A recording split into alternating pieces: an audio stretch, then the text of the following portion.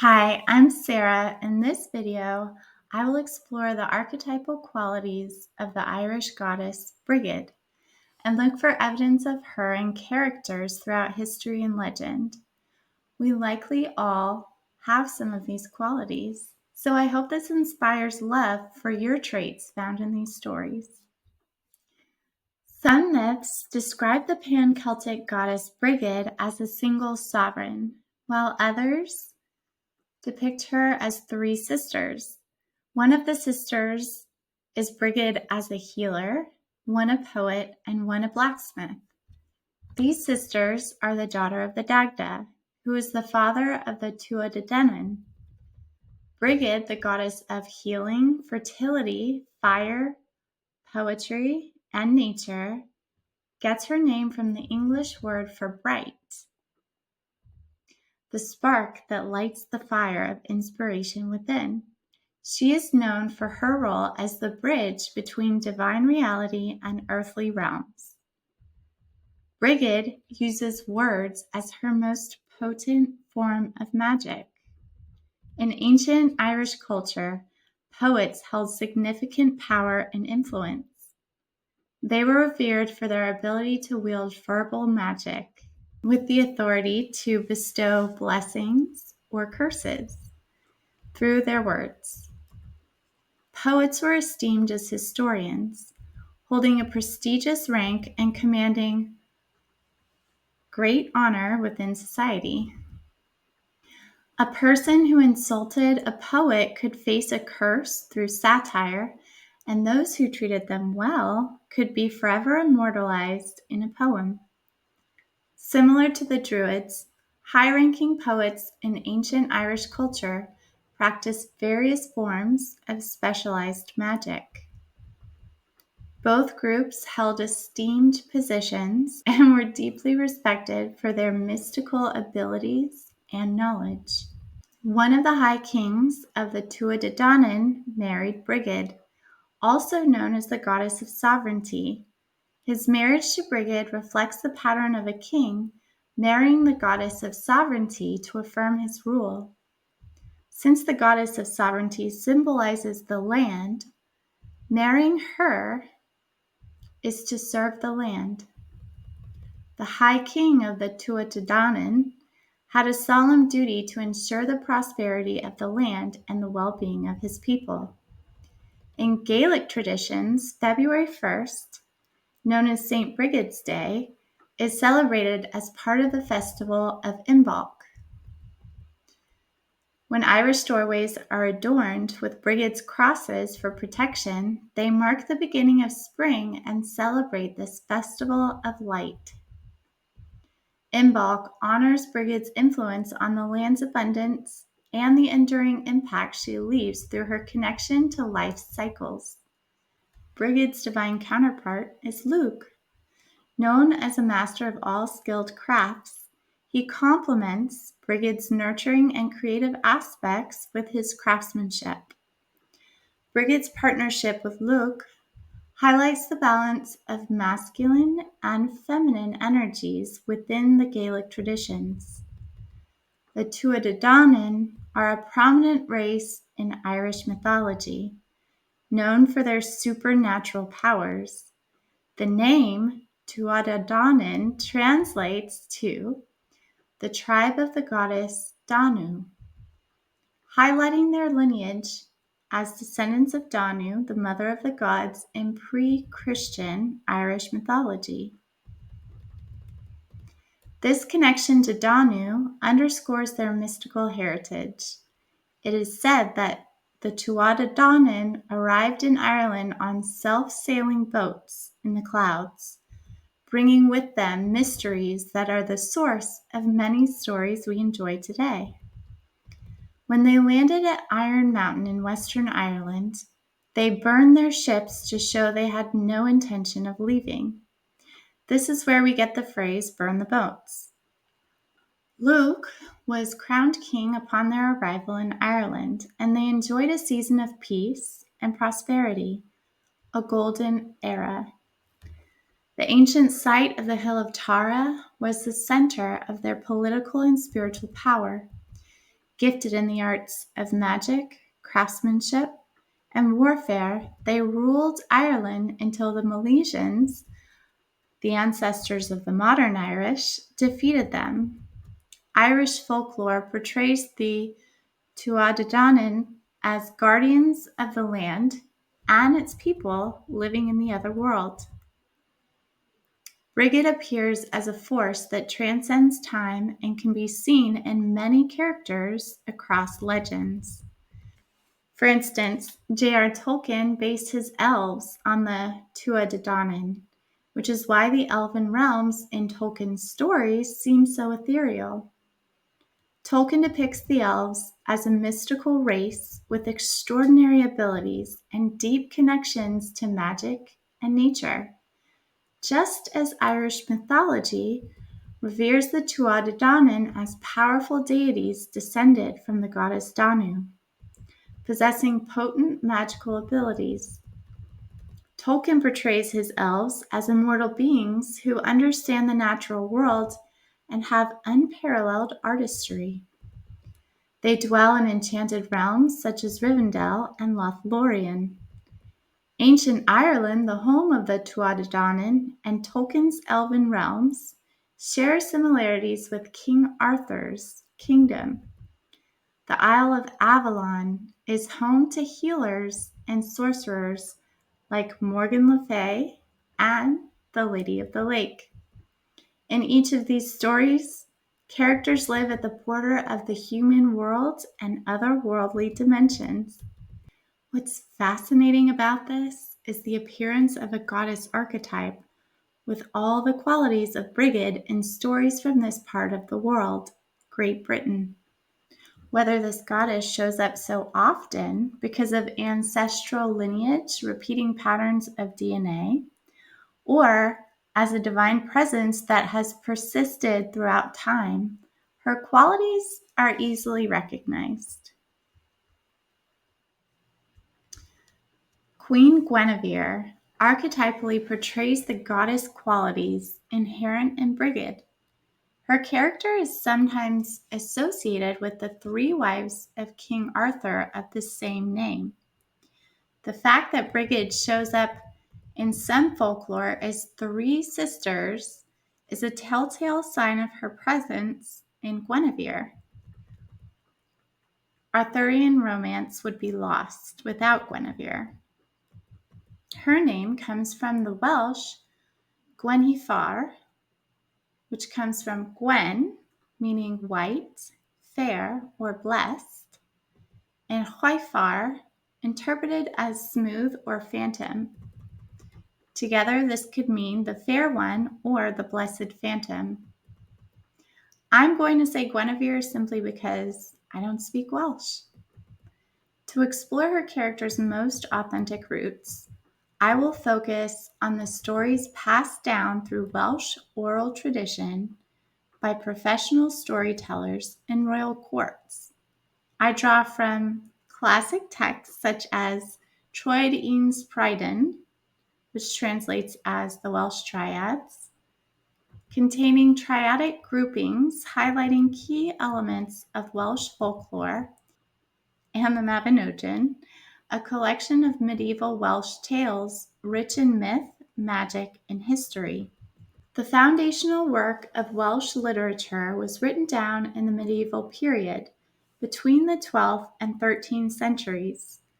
Two surviving manuscripts, the White Book of Rhydderch and the Red Book of Her Guest, record the tales of King Arthur and his queen. The stories in the Mabinogion come from ancient Celtic tales that predate their medieval transcription. Although both the Mabinogion and the Welsh Triads originate from early Welsh culture, it's hard to say which text predates the other. Scholars believe that the Mabinogion draws its roots from older myths. The Welsh Triads consist of brief, wise sayings. They include references to events and figures as ancient as those found in the Mabinogion. Both collections likely evolved in parallel. One notable triad refers to Gwyn Gwenfar as one of the three faithless wives of the island of Britain, underscoring the recurring themes of betrayal in Arthurian lore. These stories paint a portrait of Guinevere that blends devotion with controversy, reflecting the storytelling customs prevalent in medieval Wales. The Mabinogion adorns Guinevere with intelligence, charisma, and influence at Arthur's court. Her character illustrates the power dynamics and social intricacies of the courtly life she navigates. While the Mabinogion does not emphasize her role as a faithless wife, it does highlight her political acumen and ability to engage with the challenges of her time. This contributes to a richer understanding of Guinevere as a multifaceted woman of strength. In the Welsh Triads, Melwas, the king of the summer country, or Somerset, kidnaps Guinevere and takes her to his stronghold, Glastonbury Abbey, the legendary home of the Holy Grail.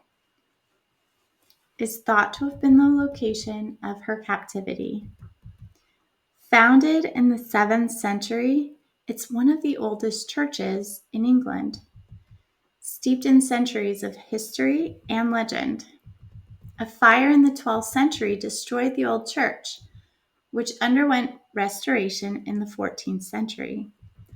Some say the Holy Grail is a metaphor for Queen Guinevere. She embodies a feminine integration of mystical sovereignty. King Arthur seems to lose a piece of himself when his queen is taken from him.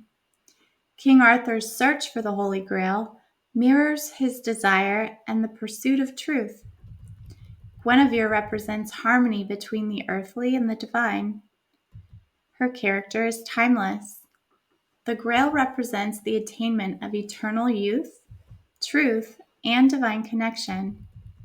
This representation subtly suggests that if King Arthur were to reunite with his queen, he would restore timeless, godlike qualities within himself.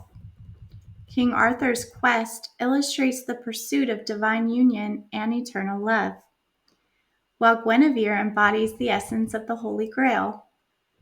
Their marriage represents the sacred bond that serves as a gateway to divine connection, creating peace and prosperity in the kingdom of Avalon. This allegory underscores their sovereign power, serving as a reminder of the potential of a blissful partnership.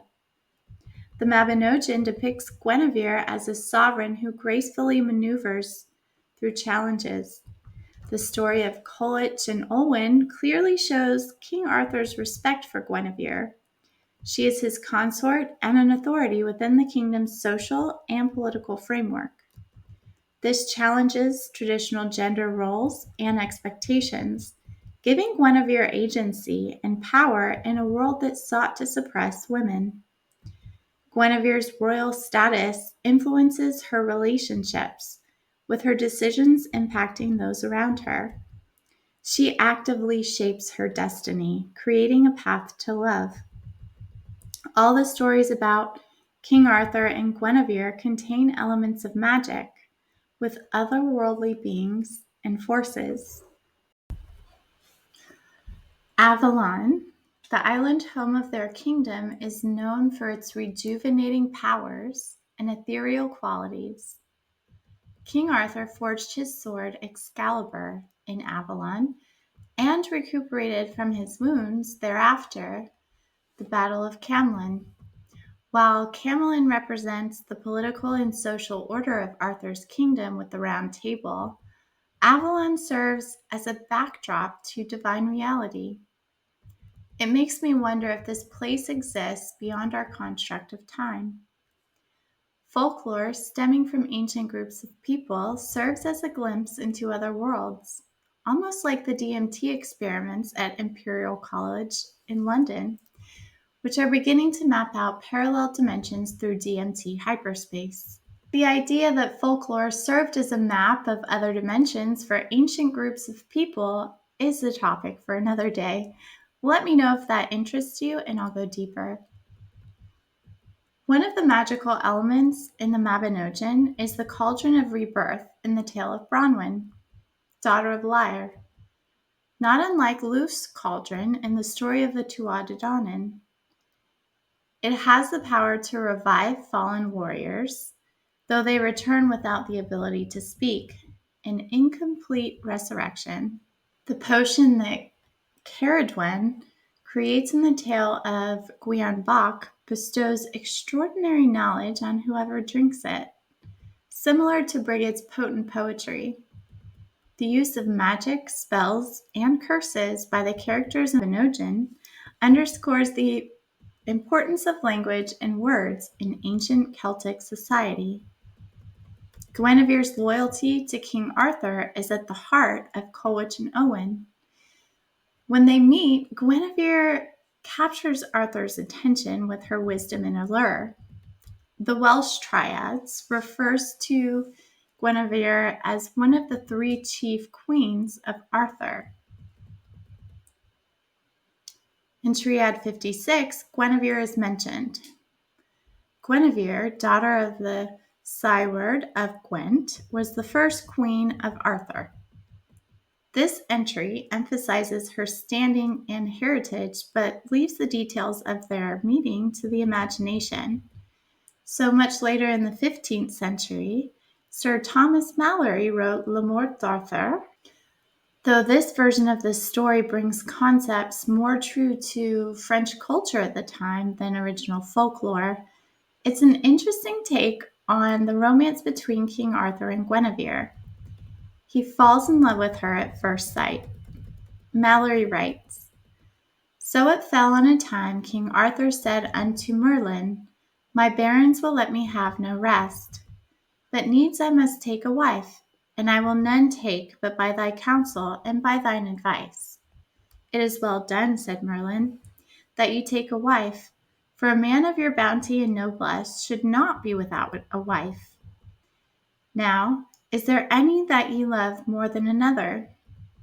"Yea," said King Arthur, "I love Guinevere, the king's daughter, Leo de Grance, of the land of Cameliard, which holds in his house the round table, that ye told he hold of my father Uther.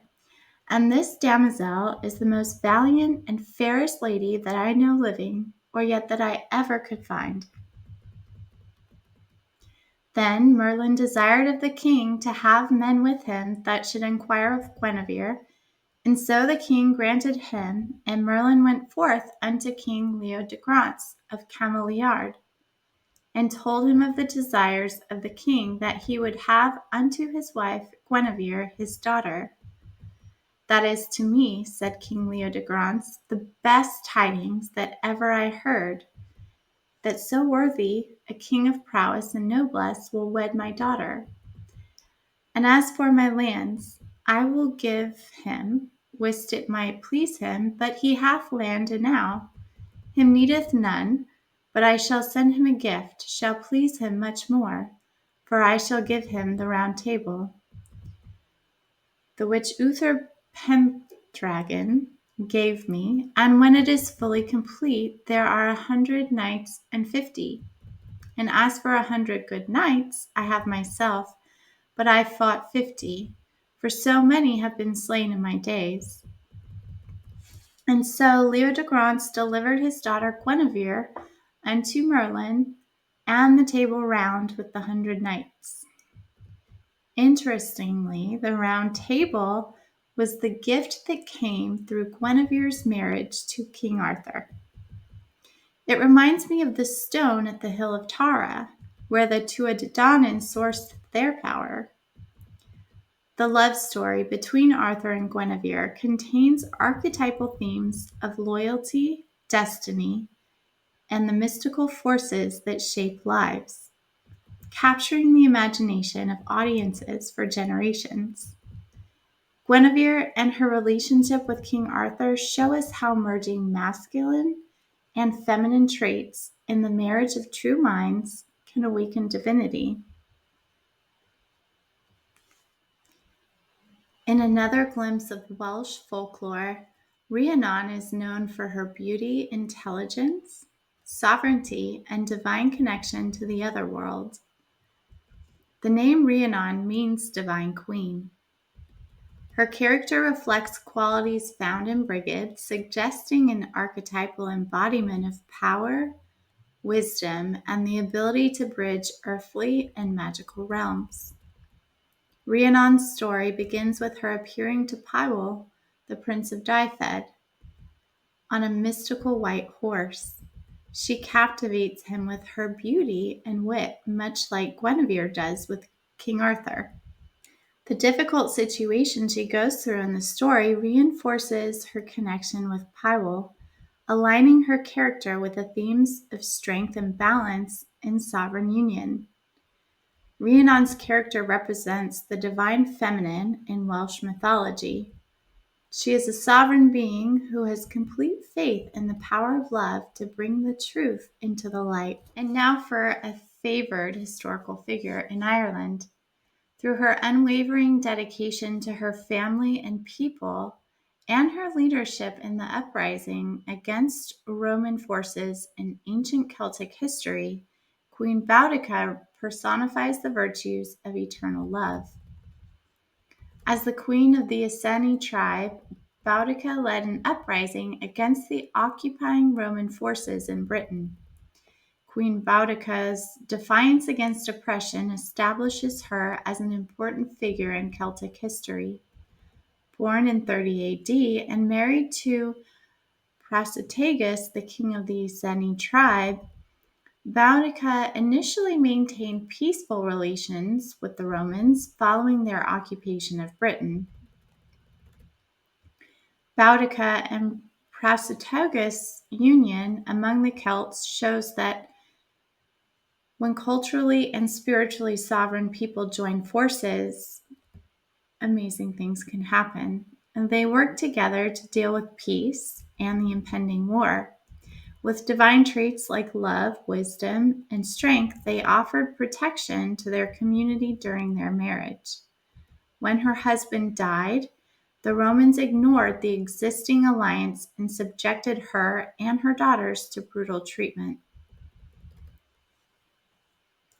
This injustice was the catalyst for Boudica's revolt around 60 or 61 AD, during which she led a forceful resistance against the Roman Empire.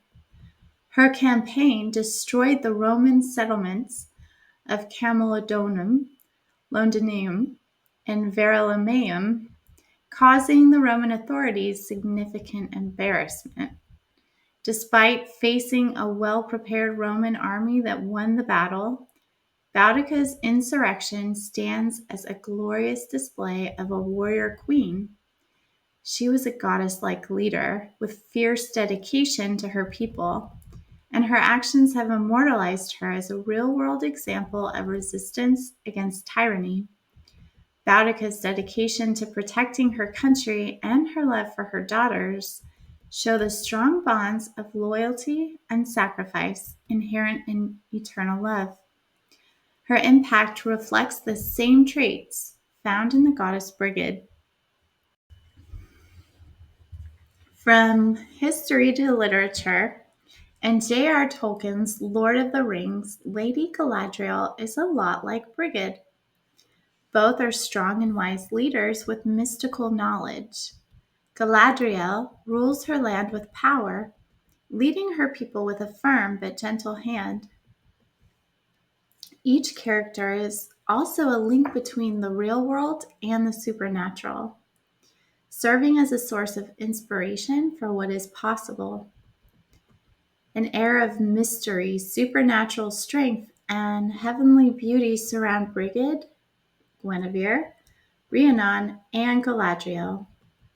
People often think of Lord Celeborn, Lady Galadriel's husband in The Lord of the Rings, as her divine counterpart in the story. Celeborn is one of the Sindarin elves with a deep understanding of Middle-earth. He embodies masculine qualities of wisdom, strength, and steadfastness, which complement Galadriel's feminine attributes. Compassion and foresight temper Celeborn's leadership, echoing the nurturing and intuitive aspects of his partner.